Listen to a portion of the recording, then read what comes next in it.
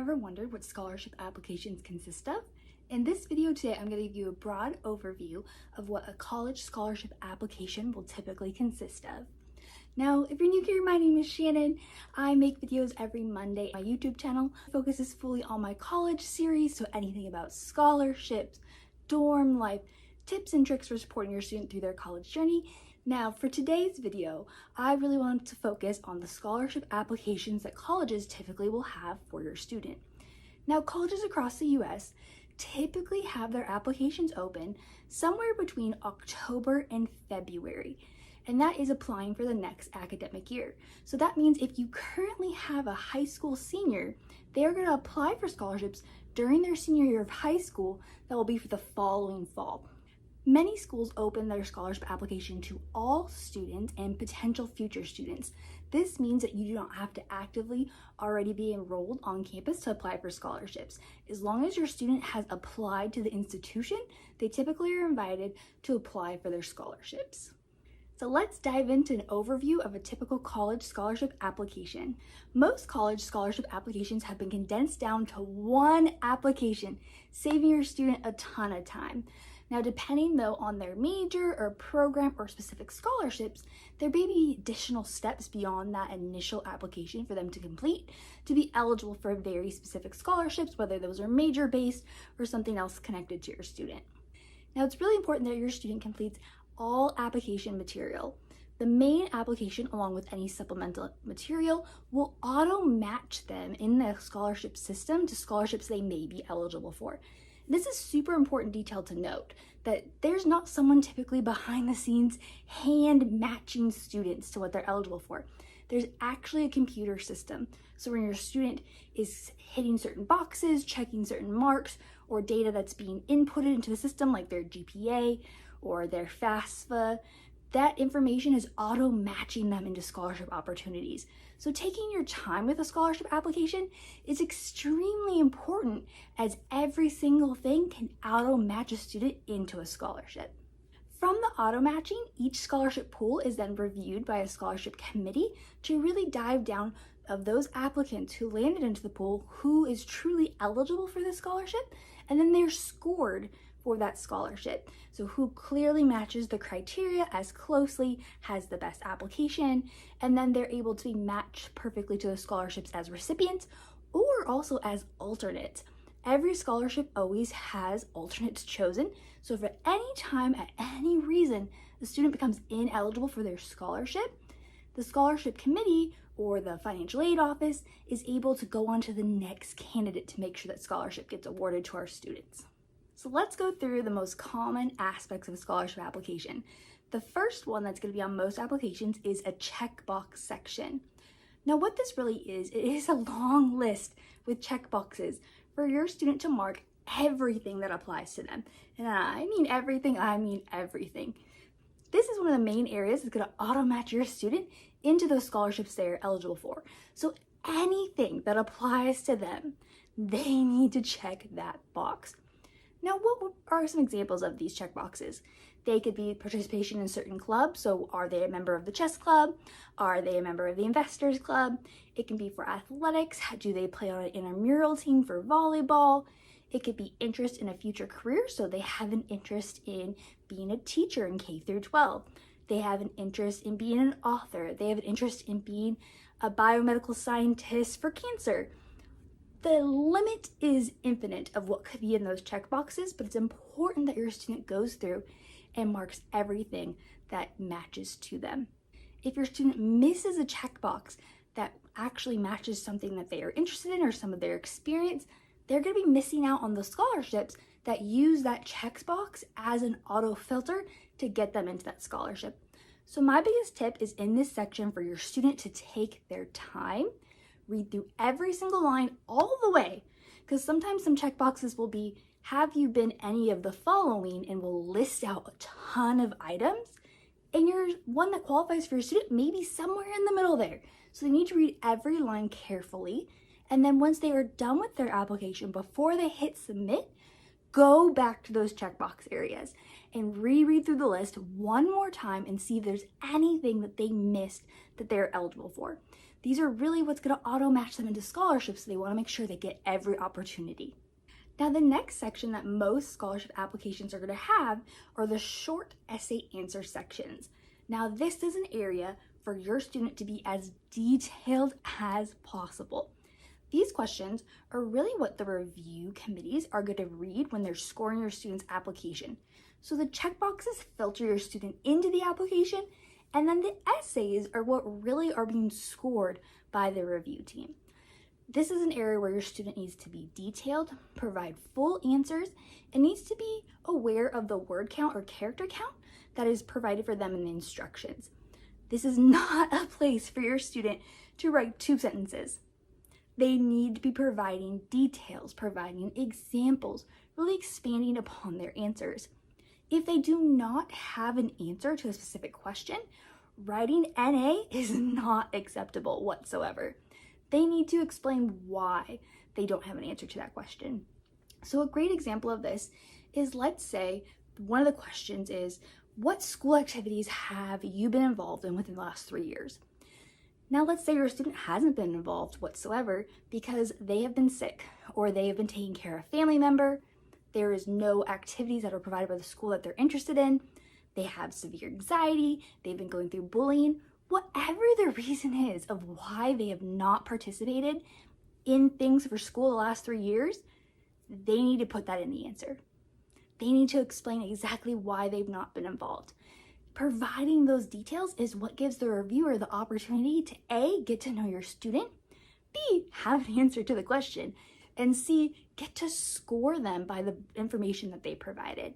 So it's really important for each of these short essay answer questions, your students providing as much detail as possible and not phoning it in by writing NA or writing 1 or 2 sentences.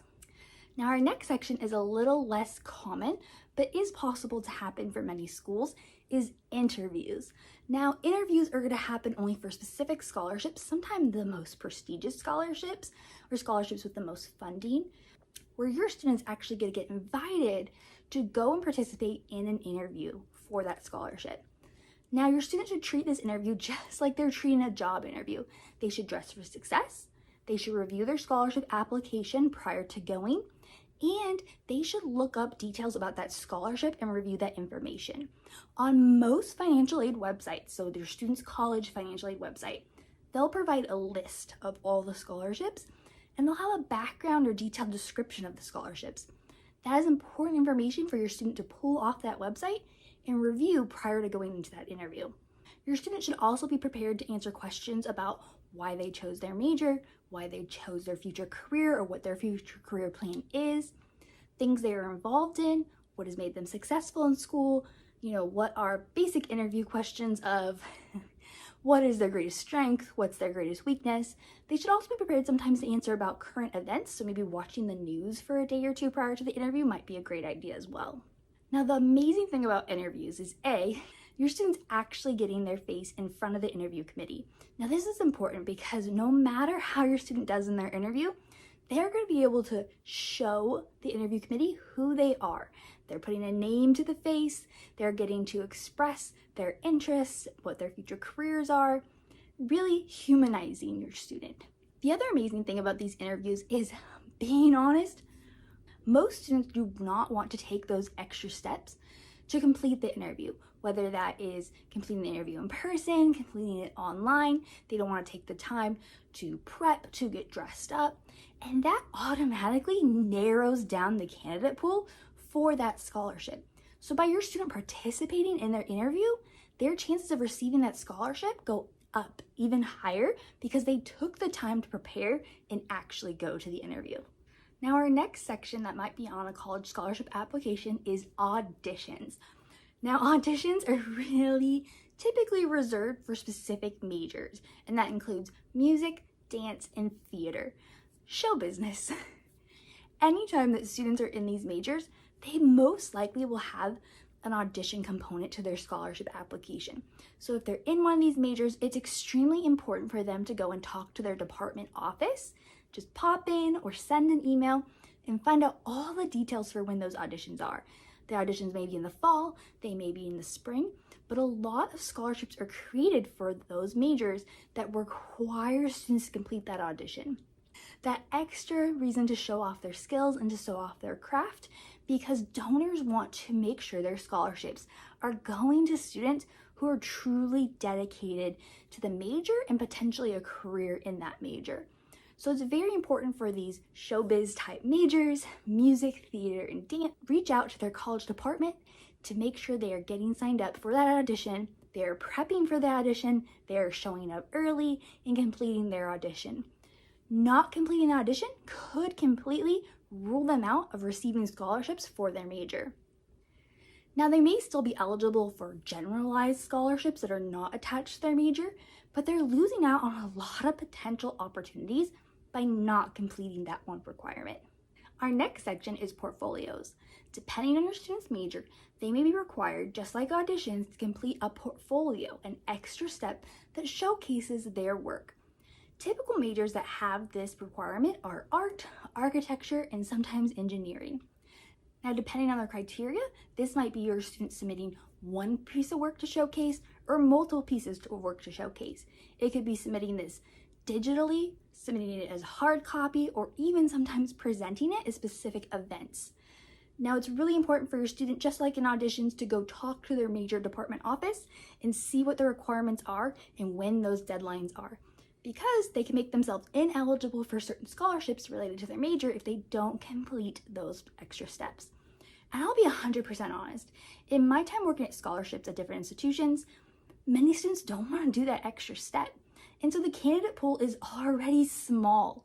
And so your student's potential of getting scholarships and potentially receiving multiple scholarships keeps going up the more they do that extra little work. So once again, always make sure your student is checking with their major department office and completing those extra steps.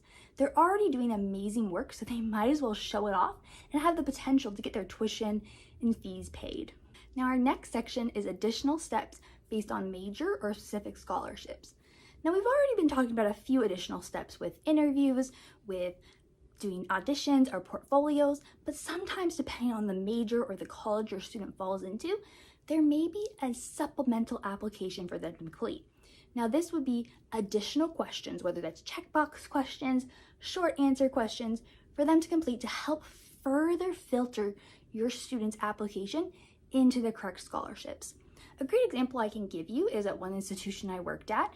For any student that had their major under the College of Agriculture, so College of Ag, the student had an additional, very small application to complete where they would checkbox any of the clubs that are specifically there that they were involved in, and they would checkbox for specific careers that they were interested in.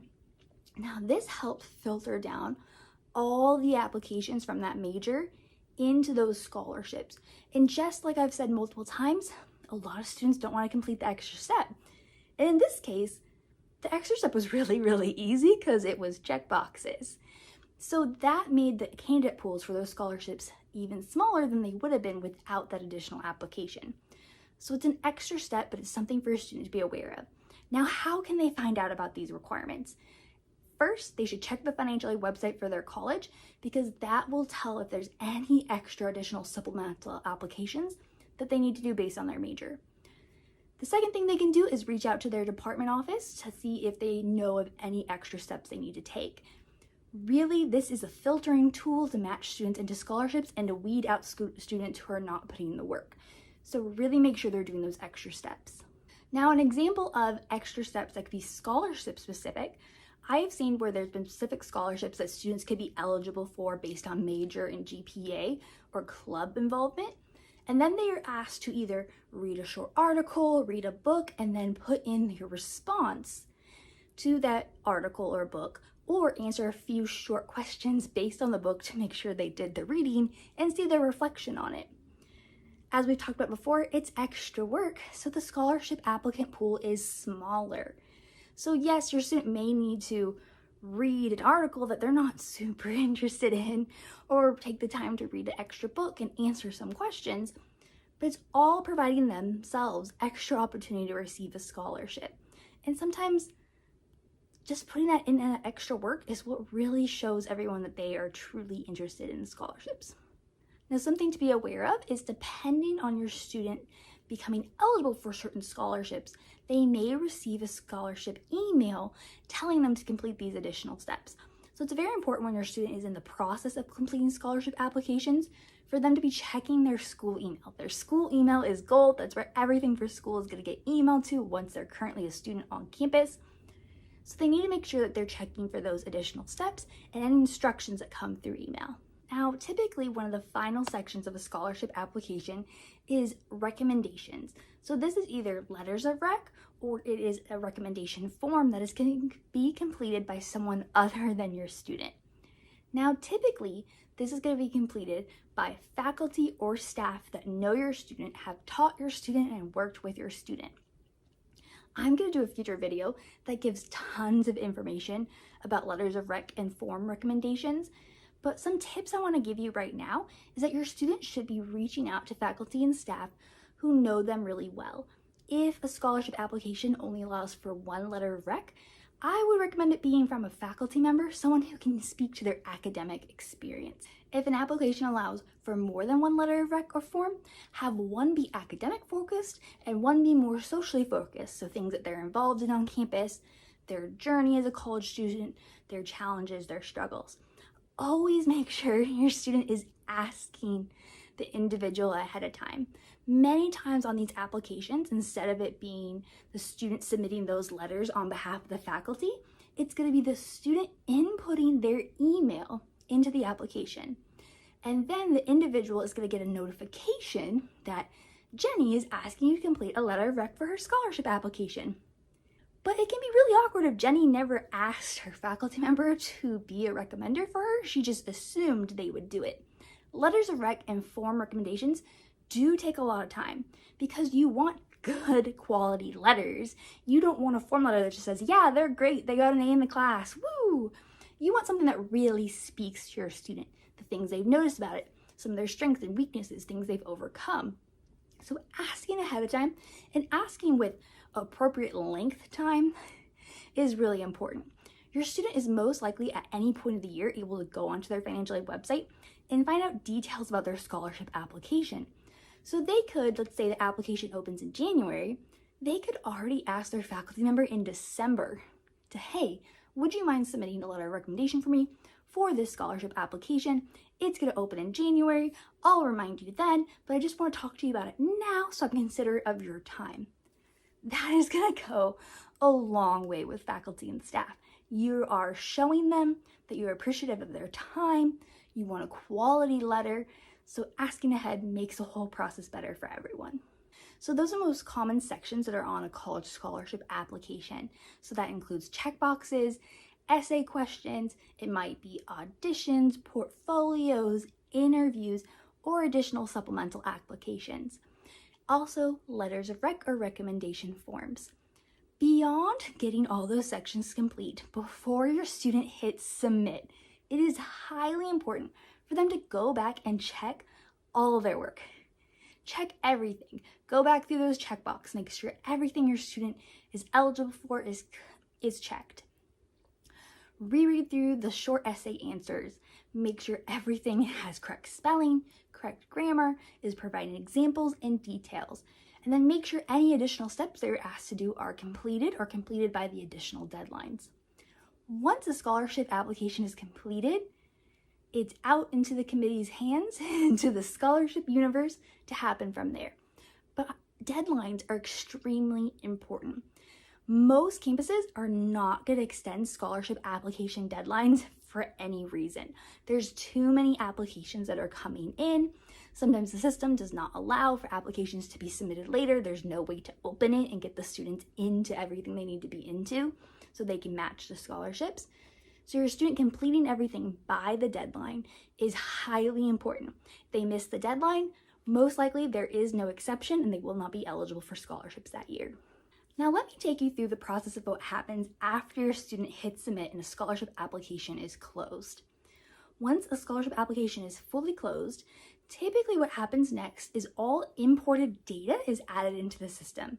Now this is importing in major, GPA, FAFSA information, or any units or credits year in school, anything that is data that your student doesn't need to complete, but that is going to come out of softwares like PeopleSoft, different softwares campuses use. All that information will get imported and added to your student's college scholarship application.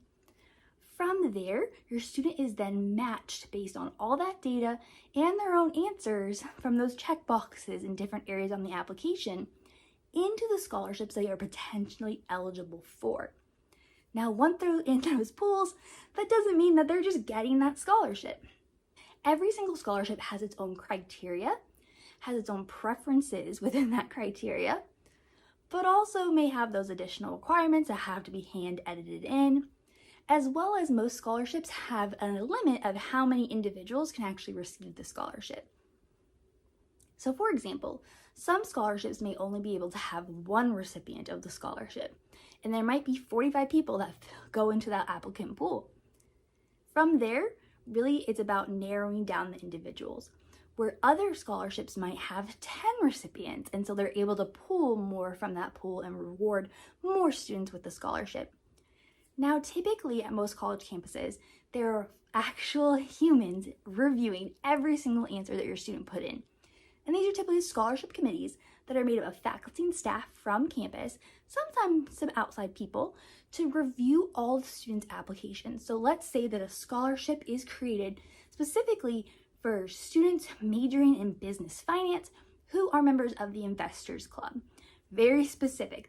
Those two things already narrowed down a student to get entered into that applicant pool. Now that they're narrowed into that applicant pool, what is going to happen is that the actual pool is going to be reviewed by the committee. Now, if the pool is small and manageable, so typically under 50 applications, all individuals in that applicant pool are going to be reviewed for the scholarship and be ranked with scoring systems. Now, every campus, every scholarship has its own ranking system, its own point scoring system. So I can't give you a full overview of what that would look like. It just depends on the scholarship and the school. It's different criteria for every single one. Now, if the applicant pool is too big, it's unmanageable. Let's say a scholarship is going to have one recipient and 400 students filter into that scholarship. It's not feasible for all 400 students to be reviewed. So what's going to happen is the committee is going to look at the preferences, and sometimes there's labeled criteria of first priority, second priority, third priority, and they're going to narrow down the pool based on that. So an example of this oftentimes is, the scholarship allows anyone with a 3.5 GPA and above to be eligible for the scholarship. But if 400 people are filtering in, the first preference of that scholarship may be for the highest GPA. So maybe only students with a 4.0 or 3.8 and above are actually going to be reviewed for the scholarship to be eligible for it. It has to be manageable because there's actual humans reading every single application and scoring it. When there's too many applicants being reviewed, it's human nature. We get sloppy, we get a little lazy.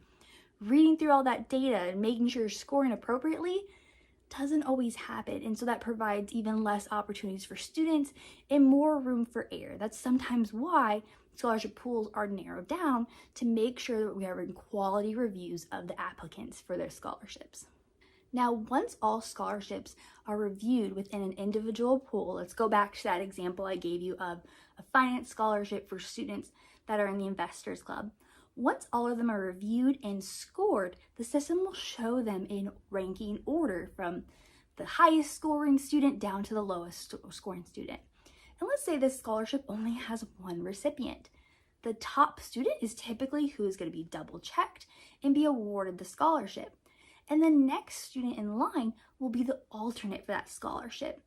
Now, what's amazing with alternates is at any point a student becomes ineligible for a scholarship, there is a next student waiting in line to receive that scholarship. That student who is the alternate will be double checked, make sure they still rate their criteria, and then be awarded the scholarship. If for some reason the alternate is no longer eligible for the scholarship, it'll just continue going down that line. The goal at the end of the day is to make sure these scholarships get awarded to help students. So the ranking system and scoring allows that to happen, to make sure we'll keep moving on to the next eligible applicant. Now let's talk about the scholarship notification process. So for many schools, colleges are going to reach out to students and let them know if they received a scholarship, typically over the summer. Now that's a long time to wait. Sometimes it's able, depending on the scholarship or the program, to happen earlier, but for the most part, it's happening in the summer. This is because they're either waiting for final grades to be posted or final transcripts to come in for new students and transfer students to make sure the students that are getting awarded the scholarship to their financial aid package are truly eligible for the scholarship. You don't want to award the scholarship to a student and then a week later be like, we're so sorry, we made a mistake, you actually don't meet the criteria anymore. That will break the student's heart. It would be a terrible situation, and it will create unnecessary work on the financial aid side. We want to make sure those students are truly eligible for that scholarship before they get notification. For many schools, students are going to get notification via their school email or their school portal system, their financial aid portal. So it's important for them to be checking those systems over the summer to see if they received a scholarship or not. Now, depending on the school, there might be a process where they have to actually accept the scholarship. So if they don't go in and accept it, then financial aid's like, well, they don't want it. So it goes on to the next person. And there can be reasons why a student may choose not to do a scholarship. Maybe there's some certain requirements that need to be added on, some additional steps they need to do, or they're just not interested. It happens. It truly does. So it's important for students to be accepting the scholarship if that is a requirement of their university. And that's going to be something that the university will have on their financial aid webpage. For many schools, they're just auto-accepting for the student because they're like, you want free money, we want to give you free money. But some schools don't have that process. So it's important for your student to go to their financial aid website. There's going to be a section that talks about it to double check what that process is. Now, what happens if your student doesn't receive a scholarship? I'm going to be honest, it happens, and it's okay. It is not the end of the world. There's a few things that can happen from here. Your student's going to get notification, whether that's via their email or financial aid website, that they didn't receive a scholarship. Sometimes that notification might not even come right away until later once the school year has started. Because remember, there is that potential that if student A, who received the scholarship, is no longer eligible for it, it's going to go to the next in line. Your student may be one of the next in line for that scholarship. So we don't want to send out multiple notifications to the student, so they just need to hold on. It's important to note that things change at any time. Your student could not receive a scholarship for fall semester, but could receive one in spring because the original recipient of the scholarship graduated or left the institution. So now your student gets the spring portion of that scholarship. That's amazing. It's also important to note that your student should never give up. Many donors create scholarships that are designed for students who they feel are very committed to the major and future career path. Now, honestly, that usually means that many scholarships are designed for junior and senior students because that's what donors feel are the students who are really committed to their major. So your students' chances of receiving a scholarship go up every single year they're in school because of that requirement of them being upper division students. But remember also, your student is always changing. Their club involvement's changing, their GPA is changing, maybe their major's changing, their financial aid information is changing. So every year, it's a whole new ballgame of what they might be eligible for. Also on the other side, every single year, new scholarships are being created at every college. More money is getting funneled into these scholarships, more opportunities. Maybe a scholarship that used to only be able to have one recipient is now able to have two recipients. Things are changing every single year. So it's really important that your student doesn't give up and that every year they complete that scholarship application, as it is what makes them eligible. This is not a one and done situation that your student applies going into their freshman year and they never have to apply again. They need to be completing that application every single year to see what they would be eligible for, because there's so many factors from your student to behind the scenes that are changing and providing new opportunities for your student to be a scholarship recipient. Alrighty, y'all, so that is an overview of a typical college scholarship application. Now, remember, as we talked about before, for many schools, this is going to be one application that students complete, and then there might be additional requirements or parts that are added on depending on their major, their program, or scholarships they are eligible for. It's important at the end of the day that first your student applies to scholarships and that they take their time when completing the application and really put in those details. Make sure they're answering questions fully, make sure they're double checking all of their work before they hit submit prior to the scholarship deadline. It is possible to get scholarships. The biggest tip I have to say is never give up, because it's always a possibility that you may get a scholarship later. If you would like more content surrounding scholarship applications, dorm life, college in general, please feel free to follow me here on YouTube. I hope you have a wonderful day, and if you have any questions or comments, information you'd like to share with others, please feel free to put them in the chat. I'll do my best to answer questions there, but I may also make a future video based off your question because it's fantastic and more people should know about it. Alrighty, y'all. I hope you have a wonderful day.